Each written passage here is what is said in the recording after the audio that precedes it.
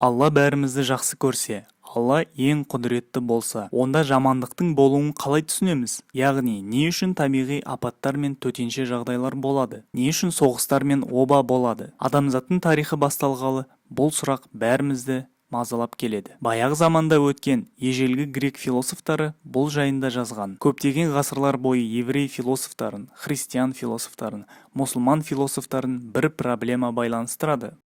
Бұл жаңадан туған сұрақ емес, бұл көптеген ғасырдың сұрағы. Ол қайта-қайта туа береді.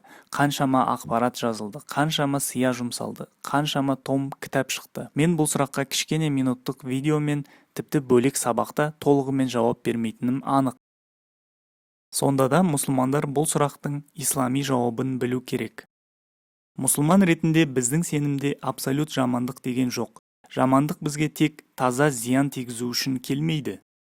Таза жақсылық не жартылай жақсылық пен жамандық Алла тағаланың барлық жаратылысы мен қалауы болсын, соңында жақсылық жеңеді және жамандықтан бізге пайда болады.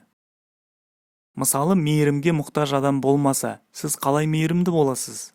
Ақшалай көмекке мұқтаж болмаса, сізді қолы ашық адам деуге бола ма? Біз кездесетін проблеманың біреуі, адамдар жамандыққа түскенде өлімнен кейінгі келесі өмірді есепке алмайды. Яғни осы өмірдің қиыншылығы мен ауырлығын келесі мәңгі өмірдің жақсылығымен салыстырмайды.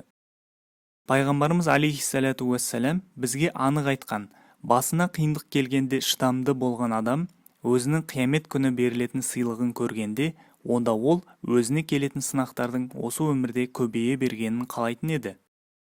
Қорытынды, бізге Алланың беретін сыйлығы шыдамдылық үшін, оған деген сенім үшін берілетін жақсылық пен пайда осы өмірдегі қиыншылықтан 1000 есе көп. Құрметті көрермен, арнамызға тіркелу үшін осы батырманы басыңыз. Алдыңғы видеоны көру үшін мұнда басыңыз.